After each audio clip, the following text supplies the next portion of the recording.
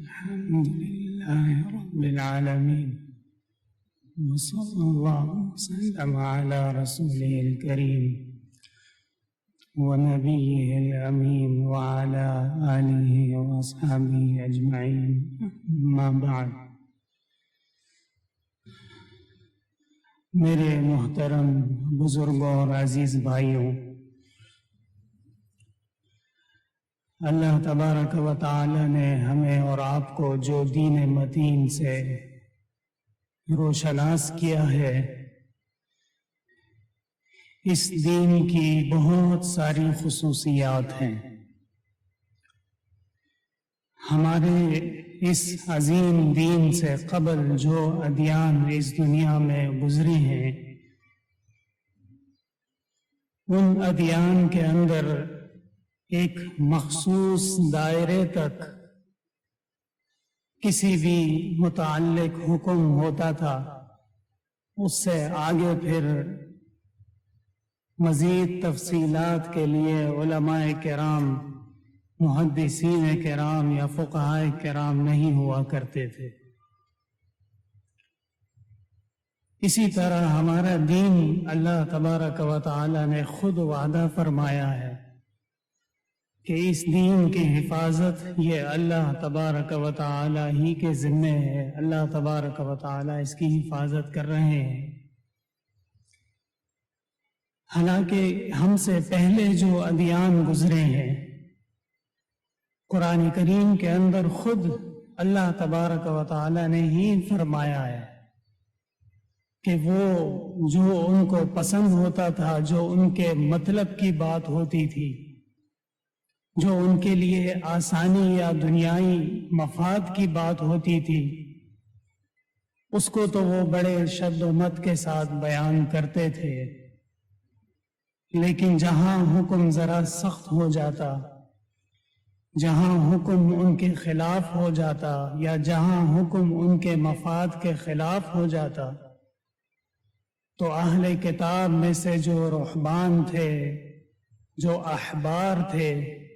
وہ ان احکام کو آگے پیچھے کر لیا کرتے تھے، چھپا لیا کرتے تھے۔ ہمارے اس دین اسلام کے اندر اللہ تبارک و تعالی نے ایک بہت بڑا فضل فرمایا، احسان عظیم فرمایا، وہ یہ کہ ہمارا دین علم کا دین ہے۔ اس دین کے اندر داخل ہونے والا، اس دین کے اندر عمل کرنے والا، اس دین کو سمجھنے والا، اس دین کے اندر ترقی کرنے والا، اس دین کو آگے بڑھانے والا جو بھی شخص ہوگا، اس کو ضرور بالضرور علم سے لگاؤ پیدا کرنا پڑے گا، علم سیکھنا بھی پڑے گا، سکھانا بھی پڑے گا۔ جہل، جہالت، یہ ایسی چیزیں ہیں جو ہمارے دین کے خلاف ہیں، ہمارے دین کے ساتھ یہ معیوب سمجھی جاتی ہیں۔ ہمہ وقت اللہ کے فضل و کرم سے ہمیں اور آپ کو مواقع فراہم کیے جاتے ہیں، دینی کتابیں ہمارے اور آپ کے سامنے موجود ہیں، جو چاہے اس کو پڑھ سکتا ہے۔ علماء اور خطباء، اللہ کے نیک بندے، وہ ہر وقت دین کی بات کرتے ہیں، مسلمان بھائیوں کو سمجھاتے ہیں۔ علماء کرام مساجد کی ممبروں سے دین کی بات کرتے ہیں، مسلمان بھائیوں کو سمجھاتے ہیں۔ یہ سارا کا سارا علم ہے۔ یعنی خلاصہ کلام یہ ہے کہ ہمارے دین میں اگر ترقی کرنی ہے، ہمارے دین اسلام میں اگر کسی کو ایک مقبول شخصیت بننا ہے، اللہ تبارک و تعالیٰ کے ہاں اعمال اور عقائد کی قبولیت چاہیے، تو اس کے لیے بہت ضروری ہے کہ وہ علم حاصل کرے۔ علم کا حصول، اس کی اہمیت، اس کا فرض ہونا، اس کا کتنا ضروری ہونا، یہ ہمارے مسلمان بھائیوں پر واضح ہے۔ ہم اور آپ کو بچپن سے ہی یہ بات سکھائی جاتی ہے کہ علم حاصل کرنا چاہیے، اور علم ہمارے دین میں ترقی کا سبب ہے۔ لیکن اس کے ساتھ ایک موضوع ایسا ہے جو عام طور پر بیان بہت ہوتا ہے لیکن اس کے اوپر ہماری توجہ بہت کم ہوتی ہے۔ ایک حدیث شریف میں آپ صلی اللہ علیہ وسلم نے فرمایا ہے، تعلموا ما شئتم من العلم فواللہ لن تؤجروا حتی تعملوا بما تعلمون۔ تم جہاں چاہو، جو چاہو، جیسا علم چاہو وہ سیکھ لو،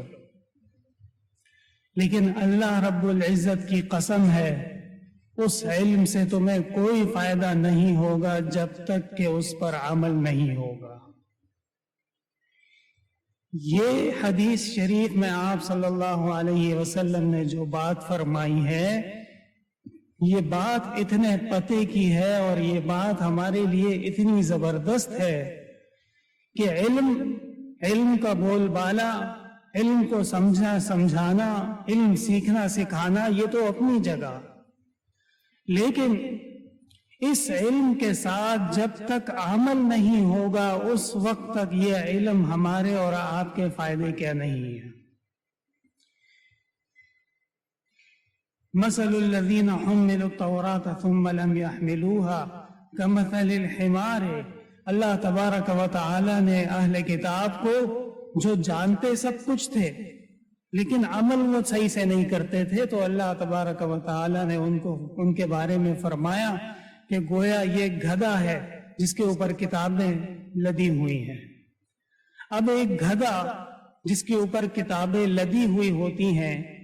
اس کا کتابوں کے اندر عمل سے یا کتاب کو سمجھنے سے، کتاب کو لینے دینے سے کیا عمل دخل ہوگا، سوائے اس کے کہ جو بوجھ ہے وہ اس نے اٹھا رکھا ہے، جہاں اس کو کہا جائے گا وہ لے جائے گا۔ اسی طرح ایک انسان خدا نہ خواستہ وہ کہیں اس طرح گدھا نہ بن جائے کہ اس کے اوپر علم کا بوجھ تو بہت سارا ہے، کتابیں اس نے بہت پڑھی ہوئی ہیں، قرآن و سنت کی تعلیمات سے وہ واقف ہے،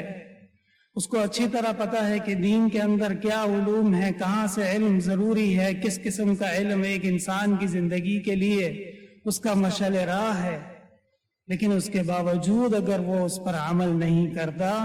تو یہ پھر اس کی مثال اس گدھے کی طرح ہو جائے گی جو کتابیں اٹھایا ہوا ہے اور اس پر عمل نہیں کر رہا۔ میرے بھائیوں، علماء کرام کا وجود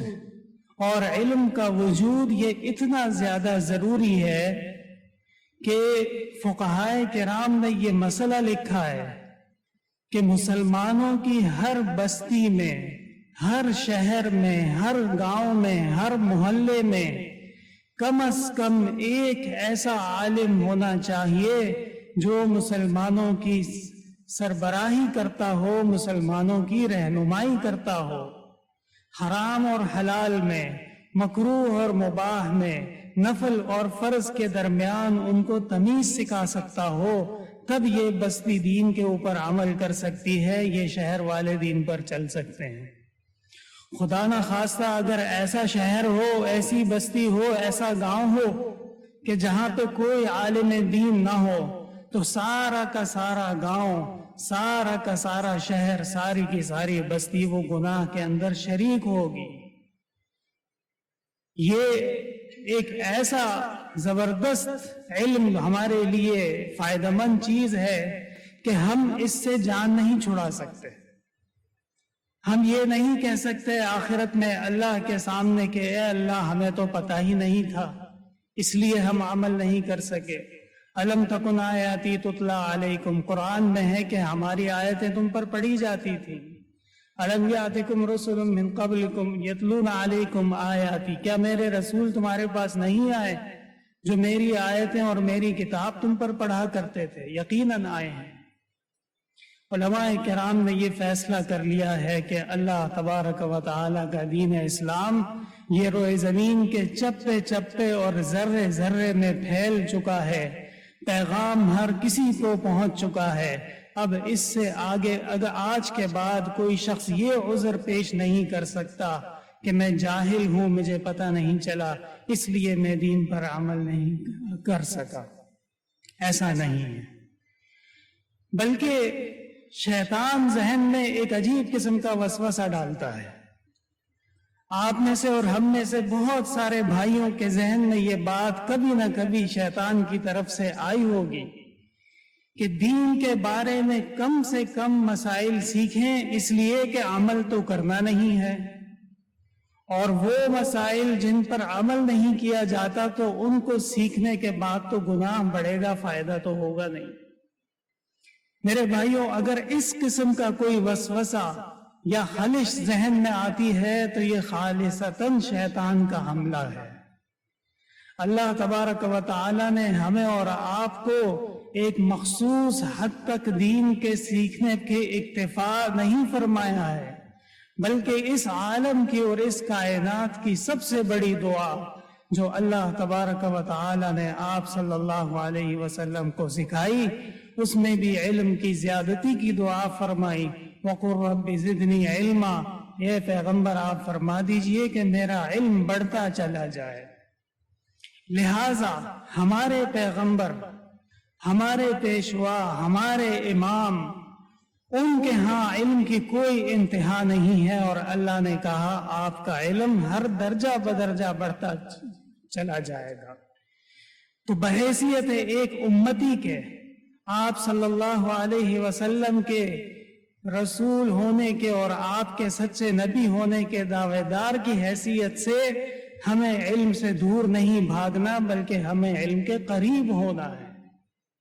और इल्म के साथ उस पर अमल ये निहायत जरूरी है। अगर कोई इल्म सीख ले और उस पर अमल नहीं करता हो तो कुरान करीम के अंदर भी, इसी तरह अहादीस मुबारका के अंदर भी, मैंने एक हदीस आप हजरात के सामने पेश की, आप सल्लल्लाहु अलैहि वसल्लम ने फरमाया कि ऐसा इल्म जो किसी को अमल ना करने देता हो, ऐसा इल्म का उस शख्स के लिए कोई फायदा नहीं है। मेरे अजीज भाइयों, ये एक ऐसा मरहला होता है कि जिसमें तीन चीजों को हमें मलहूज़ खातिर रखना जरूरी है। सबसे पहले तो हम इल्म दोस्त बने,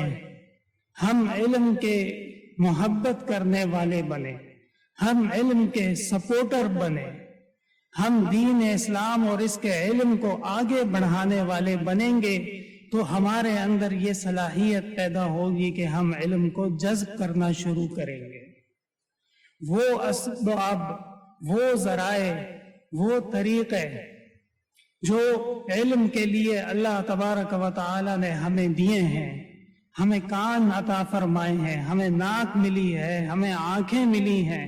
हमें मुंह मिला है, हमें ज़बान मिली है,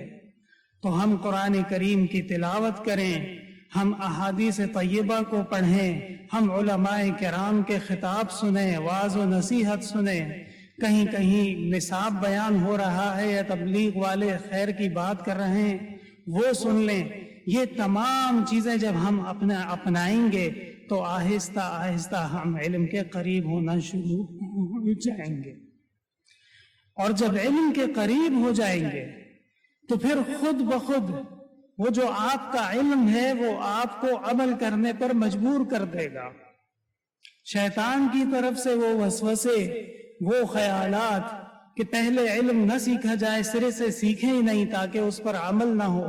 इस किस्म के जो फासिद ख्यालात होते हैं वो जहन से निकल जाते हैं, और अल्लाह तबारक व तआला फजल फरमा देता है। इल्म के करीब और इल्म का महबूब जो शख्स होता है वो इसके साथ साथ अमल भी करने लगता है, और अमल करने के साथ साथ फिर तीसरी चीज जो निहायत अहम है वो अल्लाह तबारक व तआला के लिए इखलास की दौलत है, वो लिल्लाहियत है, वो अल्लाह की रजा है। अगर अमल हो, बहुत बड़ा अमल हो, एक शख्स 100 रकात नमाज पढ़ ले, 100 रकात नवाफिल पढ़ ले, एक दिन में कुरान करीम खत्म कर ले, पूरा महीना रोजे रख ले, लेकिन ये सारे आमाल अगर किसी को दिखाने के लिए किए हैं तो ये आमाल सिफर है, इनकी कोई हैसियत नहीं। हमें अपने आमाल में जो आमाल हमारे इल्म की रोशनी में हो, जो सुन्नत के मुताबिक हो, जो आप सल्लल्लाहु अलैहि वसल्लम और आपके बताए हुए सुन्नतों के मुताबिक हो, उन आमाल के अंदर इखलास को शामिल हाल करना होगा। اے اللہ یہ عمل میں تیرے لیے کر رہا ہوں، تو قبول کر لے، تو یہ عمل قبول ہو جاتا ہے اور اللہ تبارک و تعالی اس عمل کی حلاوت دیتے ہیں۔ اے اللہ یہ نماز جو میں پڑھ رہا ہوں یہ صرف تیری رضا کے لیے، اے اللہ یہ جو میں تلاوت کر رہا ہوں، یہ جو میں صدقہ خیرات کر رہا ہوں، یہ جو میں روزے رکھ رہا ہوں، میں تیرا بندہ ہوں، گناہگار ہوں، اپنے گناہوں کو بخشوانے کے لیے میں یہ سارے اعمال کر رہا ہوں۔ اس طرح اگر ہم اپنے اعمال کے اندر للہیت لے آئیں، اخلاص لے آئیں اور اللہ وحدہ لا شریک کے لیے اپنے اعمال کو مختص کر دیں، وہ دن دور نہیں ہے کہ ہم ہاتھ اٹھائیں گے، اللہ تبارک و تعالی سے دعا مانگیں گے اور ہماری نظروں کے آنکھیں وہ دعا قبول ہوگی۔ ہمارے یہاں کیا ہوا ہے، غلطی اور خطا یہاں سے شروع ہو گئی ہے کہ دلوں پر پردے پڑ گئے ہیں۔ دنیا میں آپ کہیں چلے جائیں، پہلی بات تو یہ کہ وہ حضرات جو علماء کرام کے خطاب سنتے ہیں، جو قال اللہ اور قال الرسول سنتے ہیں، جو اللہ کی بتائی ہوئی باتیں سنتے ہیں، ان کو بمقابلہ وہ جو نہیں سنتے آپ گنتی کر لیجئے، مردم شماری کر لیجئے، بات آپ کے سامنے واضح ہو جائے گی کہ ہماری اکثریت وہ دین سے دور ہو رہی ہے، وہ علم سے دور ہو رہی ہے، علم کے راستوں سے ان کا راستہ بہت زیادہ دور الگ ہو چکا ہے۔ تو نقصان یہیں سے شروع ہو گیا، اس لیے کہ ہمارا دین وہ علم کا دین ہے، اور علم کے قریب سے کوئی نہیں گزرا ہو تو وہ دین پر عمل کیسے کرے گا؟ لہٰذا ہمیں اپنے بھائیوں کو، اپنے احباب کو، اپنے گھرانوں کو واپس اس طریقے سے علم کی طرف لانا ہوگا جس طریقے سے ہمارے باطل نے اور جس طریقے سے ہمارے دشمن نے، چھوٹے چھوٹا بچے، نرسری کے کلاس کے بچے ہوتے ہیں، ان کو عجیب اور غریب دنیا کی لایعنیات پڑھائی جا رہی ہوتی ہیں، لیکن اللہ کی کتاب اور اللہ کا دین، رسول اللہ صلی اللہ علیہ وسلم کی سنت سے ان کو آراستہ نہیں کیا جا رہا ہوتا۔ وہاں سے جو ان کی تربیت شروع ہوتی ہے، اتنا زیادہ ان کو دین سے دور کر دیا جاتا ہے، اتنا زیادہ ان کو بے بہرا کر دیا جاتا ہے کہ پھر باقاعدہ ان کو کھینچ کر، سمجھا کر، بجھا کر، منت سماجت کر کے دین کے قریب لایا جاتا ہے۔ تو ہمیں علم کے قریب ہونا ہوگا، علم کے اسباب کے قریب ہونا ہوگا، اور اس کے ساتھ پھر جو دوسری غلطی اور خطا ہوتی ہے، مساجد بھری ہوئی ہوتی ہیں، بڑے بڑے خطباء صاحبان خطاب فرماتے ہیں اور جمعے کے اجتماعات میں کافی لوگ ہوتے ہیں، لیکن یہ ساری کی ساری باتیں جو دین کی کہیں جا رہی ہوتی ہیں، جو ہی مسجد سے باہر نکلے وہ باتیں بھول جاتے ہیں، ان باتوں پر عمل نہیں ہوتا۔ اسی لیے پھر معاشرے کے اندر وہی صاحب جو پہلی صف میں موجود ہوتے ہیں، وہ لڑائی کے اندر بھی سب سے زیادہ گالم گلوچ کر رہے ہوتے ہیں۔ اسی لیے وہ شخص جو عام طور میں مسجد میں سب سے زیادہ معزز سمجھا جا رہا ہوتا ہے، لیکن وہ اپنے سرکاری دفتر میں رشوت لینے میں بھی سب سے آگے ہوتا ہے۔ اگر ہم علم کو اعمال سے الگ کر دیں تو علم ایک نالج ہے، علم جاننا ہے، جاننے سے ہمیں بس دنیاوی چند فائدے ہو سکتے ہیں، جیسے ہمیں معلوم ہے کہ آکسیجن اگر ہوگی تو انسان زندہ رہے گا، آکسیجن ختم ہو جائے گی تو اس کا نتیجہ یہ ہے کہ موت واقع ہو سکتی ہے۔ لیکن ہم پریکٹس نہیں کر رہے، ہم پریکٹیکل نہیں کر رہے، ہم ان اعمال کو اپنی زندگیوں میں لا نہیں رہے۔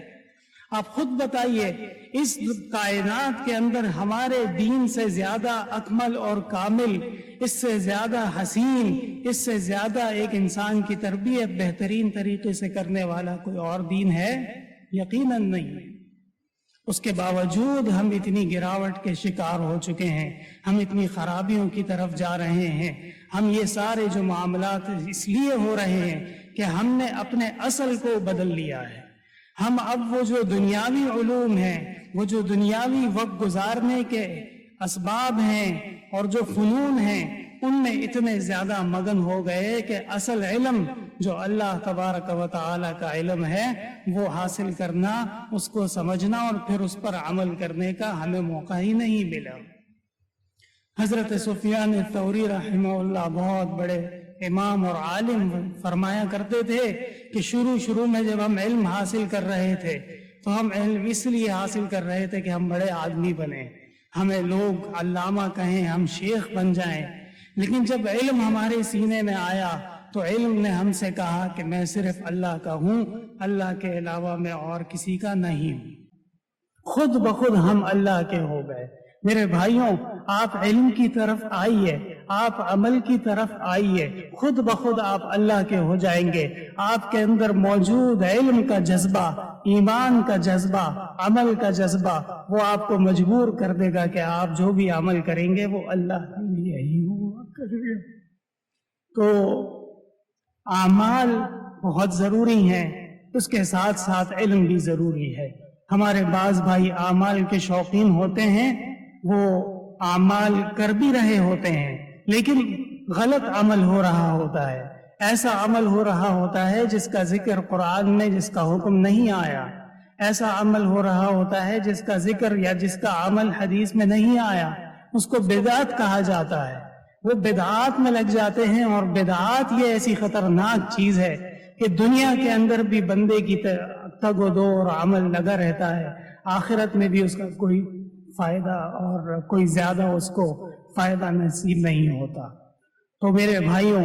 اپنے سب سے پہلے ہمیں اپنے علم کے رابطے کو، علم کے راستوں کو کھلا رکھنا ہے. زیادہ سے زیادہ ہر آنے والے دن میں اپنے علم کو بڑھانا ہے. پھر اس کے ساتھ علم کے ساتھ ساتھ عمل شروع کرنا ہے. جب عمل شروع ہو جائے گا تو اللہ تبارک و تعالی اخلاص دے دیں گے. الحمدللہ رب العالمین. لا الہ الا اللہ وحدہ لا شریک لہ، لہ الملک وله الحمد وهو على كل شيء قدير. لا إله إلا الله الحليم الكريم. سبحان الله رب العرش العظيم والحمد لله رب العالمين. نسألك موجبات رحمتك وعزائم مغفرتك والغنيمة من كل بر والسلامة من كل إثم. اللهم لا تدع لنا ذنبا إلا غفرته ولا هما إلا فرجته ولا حاجة إلا قضيتها يا أرحم الراحمين ويا أكرم الأكرمين. استغفر الله. صلى الله على خير خلقه محمد وعلى آله وصحبه